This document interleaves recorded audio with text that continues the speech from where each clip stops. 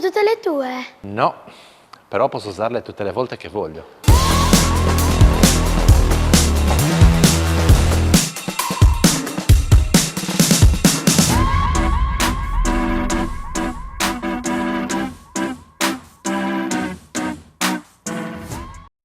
Sono le 7:47 minuti, io saluto Vittorio Sanna, buongiorno Vittorio. Buongiorno Massimo, buongiorno a tutti. Allora, io credo che sia un tema che riguardi purtroppo diverse famiglie, questo è il caso di una mamma, di una nostra ascoltatrice, non ci scrive da dove ci scrive appunto, comunque lei parla dei bambini autistici e dice ho notato che spesso gli insegnanti si trovano in imbarazzo nel parlare di queste tematiche con noi genitori. Io credo che i bambini con questa patologia debbano essere sostenuti e formati nel modo giusto, ci vorrebbe lo psicologo scolastico, che esiste, esiste ma non in maniera ufficiale, credo, no? Allora, partiamo per gradi, perché comunque sia alla fine non è che tu puoi sostituire un ruolo con un altro, i due ruoli devono esistere contemporaneamente, quello dell'insegnante e quello dello psicologo, che lavorano insieme perché fanno due mestieri diversi. È come se tu prendi l'imbianchino a fare il carpentiere, non è la stessa cosa, l'imbianchino fa l'imbianchino, il carpentiere fa il carpentiere. Il caso dei bambini autistici è un caso che possiamo ricondurre sommariamente a tutti i casi dove c'è una certificazione. Perché dico questo? Perché molte volte l'atteggiamento che si assume, sbagliato, è quello di rivolgersi a questi bambini intanto con l'idea che tutto quello che non sanno fare è giustificato dal fatto che abbiano una certificazione, quando invece sono bambini che hanno la capacità e la possibilità di apprendere al pari di tanti altri, in un modo diverso da tanti altri, ma al pari di tanti altri, e quindi non bisognerebbe guardare i bambini con certificazione come bambini incapaci o bambini che non possono raggiungere degli obiettivi. Bisognerebbe capire quali obiettivi possono raggiungere e come li possono raggiungere. In questo percorso la presenza dello psicologo è fondamentale per essere da supporto non solamente al bambino in questo caso, ma anche per fornire delle indicazioni più precise all'insegnante, indicazioni che oggi allo stato attuale vengono fornite ma in un sistema indiretto, cioè lo psicologo non è presente a scuola e le indicazioni vengono poi fornite attraverso quella che è la consultazione che avviene e il programma che viene definito per poter far procedere nel corso degli studi i bambini con certificazione. Cioè tutto questo viene suggerito in fase di programmazione, viene stabilito un piano di intervento e quel piano di intervento dovrebbe essere rispettato durante l'intero anno scolastico, ma non c'è una presenza quotidiana, non c'è una presenza costante e quindi tutto è rimandato a degli incontri periodici che probabilmente non hanno la stessa efficacia che avrebbe avere lo psicologo a scuola. Da questo punto di vista concordo perfettamente, ma non entriamo nell'ottica né che lo psicologo debba sostituire l'insegnante, ma soprattutto il problema maggiore, insisto nel dirlo, è quello che qualsiasi tipo di certificazione tende a giustificare le cose che i bambini non sanno fare e si pensa che non le possano fare o non le sappiano fare o non siano in grado di poterle raggiungere. Questo è una limitazione ulteriore a quella che è la loro caratteristica, o meglio alla inadeguatezza molte volte della scuola nell'affrontare problematiche diverse dallo standard, chiamiamolo così.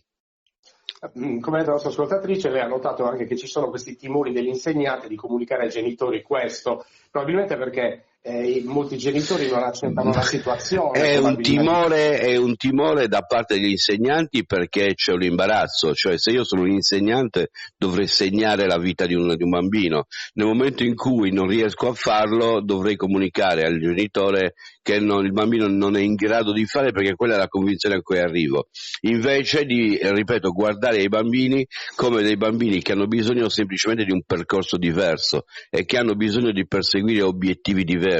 E non è vero che non possono fare o non sono in grado di fare, è vero che possono fare e sono in grado di fare, ma per raggiungere quegli obiettivi devono fare dei percorsi alternativi, totalmente differenti in molti casi da quelli dei bambini normali. È in questo senso che la certificazione in genere per me diventa un problema nel momento in cui diventa una giustificazione al non fare e al non insegnare e a non perseguire obiettivi, perché si giustifica con la certificazione il fatto che il bambino non arrivi a un determinato risultato, ma non si verifica nemmeno se per caso è in grado di arrivare. Molte volte non arriva a quel risultato semplicemente perché pretendo da lui che arrivi a quel risultato seguendo lo stesso percorso di altri bambini.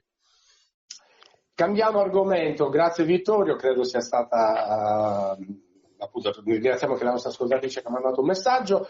Dicevo, cambiamo argomento, ieri amichevole di lusso tra Nuorese e Cagliari che vince 9-0, però c'è, anche se era un amichevole, c'è Bastiano, che è un ragazzo che lavora in un panificio di Nuoro, che ha visto la partita, è rimasto profondamente deluso, lui è tifoso della Nuorese, dice sembrava quasi un risultato combinato, va bene che la Nuorese aveva di fronte il Cagliari, sì, ma non giocare è un'altra cosa. Cioè, non so cosa rispondo, tu cosa risponderesti? Non ho visto la partita, ma capisco l'orgoglio nuorese. Ti dico che mi è capitato di assistere a delle partite amichevoli tra Nuorese e Cagliari. Se qualcuno è convinto che i tifosi della Nuorese tifassero Cagliari, si sbagliano. I tifosi della Nuorese tifavano Nuorese, non tifavano Cagliari. E quindi capisco la sua delusione, perché comunque sia per i nuoresi, in questo caso per i tifosi nuoresi, la partita doveva essere giocata. Non doveva essere assolutamente regalato, non doveva dimostrare un dislivello di questo tipo. Però probabilmente in questo periodo il dislivello esiste, cioè la Nuorese viene da un salvataggio all'ultima ora, anche come società si sta rifondando e ci sono 4 categorie di differenza, non sono più 1 o 2 come in passato quando giocavi con la Nuorese che magari militava in Serie C o se militava in Serie D. Ora la Nuorese milita in una categoria dilettantistica, e questo dilettantismo bisogna porlo come condizione di differenza, e se pensi che da una categoria all'altra si possa vincere 3-0, se fai il calcolo delle 4 categorie si doveva vincere 12-0, quindi grande Nuorese che ha evitato 3 gol. Ho fatto un parametro di questo tipo. La sto vedendo da un altro punto di vista, che effettivamente ci sono tante categorie di differenza e queste categorie non le puoi non considerare. Ripeto, quando una squadra di Serie A gioca con una di Serie B o una di Serie B gioca con una di Serie C, le differenze sono di almeno 2 gol. Ecco, se tu i 2 gol li moltiplichi, dalla Serie A alla Serie B sono 2, dalla B alla C sono 4, dalla C alla D sono 6, dalla D alla eccellenza sono 8 e come vedi il risultato è quello. Va bene, è sempre questo di calcio, una bella soddisfazione per Nicola Nanni e Filippo Fabbri dell'Olbia, perché sono stati convocati dalla nazionale di San Marino, che oggi affronterà il Kazakistan e che lunedì ospiterà la Finlandia. Quindi insomma, da quello che leggevo, questi 2 ragazzi, questi 2 giocatori sono 2 pilastri della loro nazionale del San Marino, no? Sì. Li ha voluti fortemente Costantini, CT. Nell'Olbia ci sono almeno 7-8 pilastri anche della nazionale sarda, e se la nazionale sarda gioca con quelle di San Marino vinciamo. Ecco.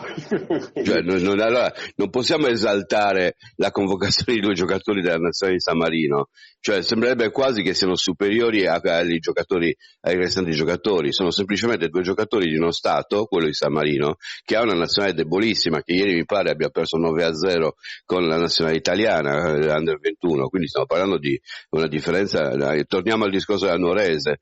Quindi se per caso sono stati convocati, sappiate che sono 2 giocatori bravi della nazionale di San Marino, 2 bravi, insisto, ma della nazionale di San Marino, cioè nel senso che avendo una popolazione decisamente inferiore all'Italia, avendo una popolazione decisamente inferiore alla Sardegna, essere convocati per la nazionale di San Marino è una cosa dovuta per un calciatore di Serie C. Va bene, io direi che scusate, ma non volevo ridimensionare il valore di questi ragazzi, volevo evitare che si pensasse veramente a 2, stiamo parlando di 2 bravi calciatori di Serie C che chiaramente giocano in una nazionale molto debole rispetto a tutte le altre. Sì, certo, tu dicevi che voglio dire, come loro l'Olbia ne ha tanti e quindi... No, essendo una popolazione simile, forse anche inferiore a quella della Sardegna, nell'Olbia ci sono almeno 7-8 giocatori che giocherebbero, no, forse 7 no, 5 sì, che giocherebbero nella nazionale sarda. E la nazionale sarda, se giocasse con la nazionale di San Marino, sarebbe a un livello forse simile, io dico superiore. Ho capito, va bene. Grazie Vittorio, sei stato chiaro come sempre. Noi ci sentiamo domani per l'ultimo appuntamento della settimana e come sempre niente, buona giornata e buon lavoro. Grazie ancora. Grazie a te Massimo, buona giornata a tutti. Ciao, buona giornata Vittorio.